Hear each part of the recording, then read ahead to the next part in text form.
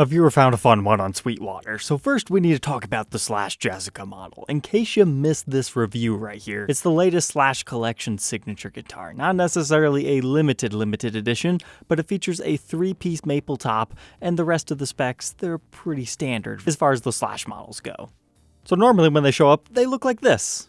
And they generally have some very light color differences from really pale to slightly dark. But check out this one. It's a modern bearded lady. Now, I'm not trying to put anyone down with that comment. That's just a term that's given for 3-piece top guitars that happen to have the sideburns that have all the flame figuring within them, and then the centerpiece is relatively plain. Had I not already reviewed this model, I would have definitely been calling this shop up, because what's great about this is it's even the slightly darker hue that not exactly all of these have. But looking at this guitar, it makes me wonder, is it actually the wood that also makes it look different and the finish is actually the same? Because we see that phenomenon happen all the time, but here's a really good hard concrete evidence proof of that. Because I doubt they're just like, okay, let's spray it over here, and then they just stopped in the center. As far as the back, it doesn't look like we have any wood grain lottery stuff here.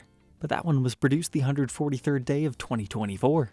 But next up, look what Chicago Music Exchange listed. The custom shop must have been having some fun and offered a hot sheet to dealers, because it wasn't that long ago that we were looking at that double cream pickup black Les Paul custom with the maple fretboard, but now we've got the double creams on a straight up metallic purple. That is looking good from our custom shop friends. And hey, that's a true ABR1 bridge, which makes me think we need to look at the price. Okay, yeah.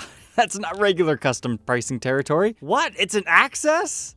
I didn't get to the back yet. Wow. That's kind of fun. I hate that they chose ebony for it, but the side profile shot with the dark back and purple top definitely gives it some unique character. But wow, that's strange. I've never noticed that before. The Axcess Les Paul Custom typically offered in this Bangle Burst finish. Looks like this particular batch went really heavy on the red. But I think we'd all agree these are a more modern offering from the custom shop. I wonder why these, when they're the stop bar variety, rather than your often equipped Floyd Rose, get ABR1 bridges, because that's like historic style specs. It looks like our regular ones run about $5,800. So that's up to you if you think it's worth the $1,200-ish premium. To have a custom color with a funny name like Plum Crazy. I'm sorry, CME, I need to see the box tag. Is that really what they called it? Looks like the official title is Plum Crazy Purple. But you also have to remember this one has the 57 classics in it too. I really wish the custom shop would do like a limited edition range of these where they make 10 of each color. They call it the Double Classic White series,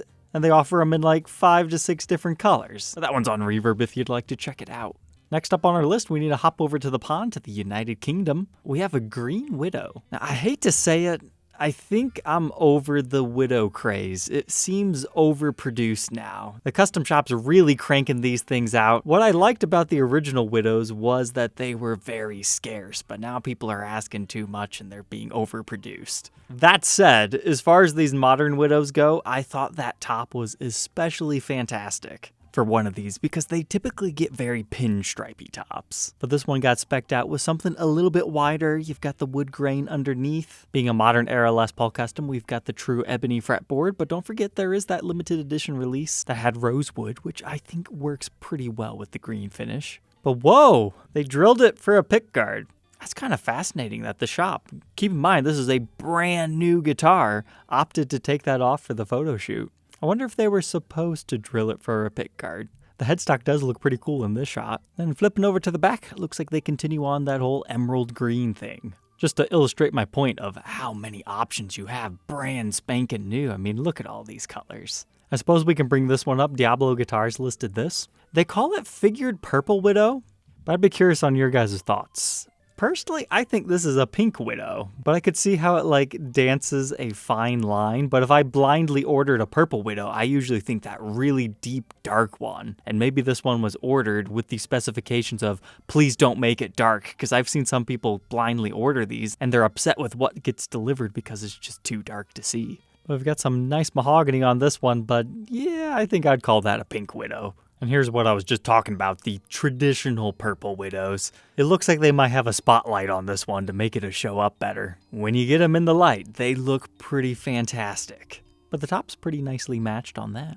There never seems to be as much love for the satin finished ones though, outside of the Rhino series, but here is an Axcess custom done up in a satin purple. I remember talking about this one when it was first listed. I'm surprised it sat this long. But oh, that's kind of cool. Usually you see really heavily figured tops, but I'm just now seeing this for the first time. This is a plain top satin finish. And don't forget about the existence of Widow V's as well. Guitar Chimp has a blue one. But kind of interesting how that blue almost turns into like a dark purple. That's simply because of the really dark mahogany showing through. They needed to put a flame maple top on it. And hey, Halloween's coming up. Here's a look at an orange Widow. We actually have reviewed one of these on the show before, but is one of the original ones. But sticking overseas, take a look at this, a 2018 Koa Burst Crimson Edition 59 reissue. So Crimson Division, slight step above regular custom shop. Koa, that's always fun. 2018, so that's right before the takeover of the new owners. Last full year of the Henry J era, and $12,000. Look at the top on that thing. I don't think I need to say. Koa tops. That's not usual on a reissue of a 59 Les Paul. However, in this case, it works exceptionally well. This Koa, dare I say it, looks very familiar to a flame maple top. However, it's not. I mean, look at the wood grain, especially right here. It kind of reminds me of mahogany, but so beautifully evenly flamed. You don't have the pickguard installed at all. And then you get to the back and it's got this really nice dark coloring over the mahogany. So it's just the top that's Koa. And there was a run like this before. We talked about it in our Oak Top 59 reissue Les Paul video. But this is not exactly one of those, but it was just too nice not to share. But that was definitely a very late produced 2018 model. Holy cow. That's a lot of reissues made that year. So the way you read these serial numbers, right, is this one tells you the model, so 1959 reissue. Then your next digit will tell you the year. Now you have to do some guessing based on case candy, as well as what case it has to know, is it 2008, 2018? But if you're wondering why this doesn't have the regular serial number format of 9 space XXXX, it's because they made too many of them. Because normally it's model, year, and then you've got a production number. But once they roll over the 1000th one made, number 999, they have to add another digit in there. So that means that was the 3,510th 59 reissue made that year. That's a lot of guitars. But if you don't quite have $12,000 kicking around right now, you can step down to Gibson USA and check out this AAA premium quilted root beer top from 2014. So the story behind this is there were a few different colors, and they selected really fine maple tops for them. And they put this special backplate on the back where who hand-selected and book-matched it, signed it within Gibson USA. So these were really expensive, but not as expensive as like a full-blown custom shop model, and you don't get all the custom shop features. Like here we've got the Nashville-style bridge. But your general player doesn't really care about stuff like this.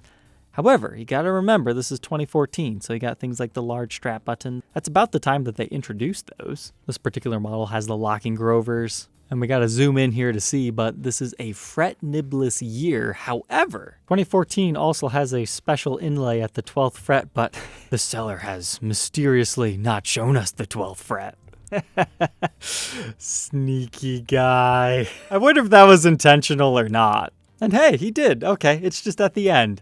Yeah, make sure you scroll through all the photos. But it looks like these rock the asymmetrical neck, compound radius fretboard, Birchbucker Pro pickups, push-pull. If you don't like that inlay, there is a 2015 version too, but then you get all the 2015 specs, so just go for the 2014. And now we'll take a trip to the zoo. They listed an interesting SG special. 4700 is not going to be for everyone. Custom shop juniors and specials are for very specific people. And if you happen to be one of those, here's a unique flavoring on it that they call TV Gold. So it's a translucent varnish. You can see through it and take in all that beautiful wood grain. It almost has a Carina-like appearance to it, but it's not, although that would be cool to have a modern day run of that. But it's certainly a lot more exciting than the typical black or cherry that we normally see, and gives that special buyer a unique experience. Have a guitar that not everyone else has. I know it looks like a satin finish, but it will be a straight up gloss.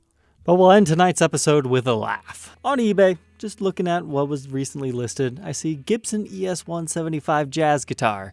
1800 opening bid, $2,350 buy it now. Look at the first photo and go, does he know it's fake?